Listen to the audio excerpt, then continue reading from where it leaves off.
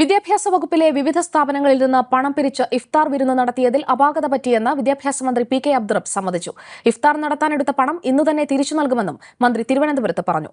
വിദ്യാഭ്യാസ വകുപ്പ് ഉദ്യോഗസ്ഥരുടെ യോഗത്തിനെന്ന പേരിൽ വിവിധ സ്ഥാപനങ്ങളിൽ നിന്ന് 2.5 ലക്ഷത്തോളം രൂപ പിരിച്ചെടുത്ത് അബ്ദുറബ്ബ് ഇഫ്താർ വിരുന്ന് സംഘടിപ്പിച്ച വാർത്ത ഏഷ്യാനെറ്റ് ന്യൂസാണ് പുറത്തുവിട്ടത്. കഴിഞ്ഞ ജൂലൈ 10 വൈകിട്ട് 6:30 തിരുവനന്തപുരം ശാസ്ത്ര സാങ്കേതിക മ്യൂസിയത്തിൽ വെച്ച് വിദ്യാഭ്യാസ മന്ത്രി പി.കെ. അബ്ദുറബ്ബിന്റെ ഇഫ്താർ വിരുന്ന്. മുഖ്യമന്ത്രിയും പ്രതിപക്ഷ നേതാവും മന്ത്രിമാരുമടക്കം പ്രമുഖരെല്ലാം പങ്കെടുത്ത ഇഫ്താറിന്റെ ഭക്ഷണത്തിന് മാത്രം ചെലവായത് 2.25 ലക്ഷം രൂപയിലേറെ. മന്ത്രിമാർ ഇഫ്താർ വിരുന്ന് സംഘടിപ്പിക്കുമ്പോൾ അതിന്റെ ചെലവ് സ്വന്തം നിലയിലാണ് ചെയ്യാറ്. എന്നാൽ ഇഫ്താർ വിരുന്ന് നടത്തിപ്പുമായി ബന്ധപ്പെട്ട് ശാസ്ത്ര സാങ്കേതിക museum director Arun Gerald Prakash വിവിധ സ്ഥാപനങ്ങൾക്ക് കത്തെഴുതി.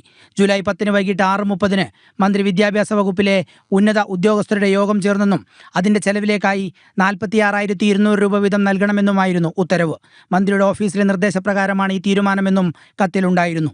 അന്നേ ദിവസം യോഗമല്ല നടന്നതെന്നും ഇഫ്താർ പാർട്ടിയാണ് ഉണ്ടായതെന്നും ഏഷ്യാനെറ്റ് ന്യൂസ് തെളിവ് സഹിതം റിപ്പോർട്ട് ചെയ്തു.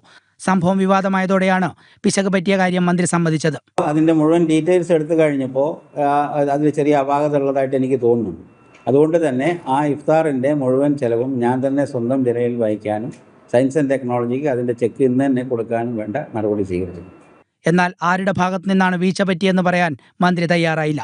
പണം പിരിച്ചെടുക്കാനുള്ള തീരുമാനം മന്ത്രിയുടേതാണോ അതോ ശാസ്ത്ര സാങ്കേതിക മ്യൂസിയം ഡയറക്ടറുടേതാണോ എന്ന കാര്യവും മന്ത്രി വ്യക്തമാക്കിയില്ല.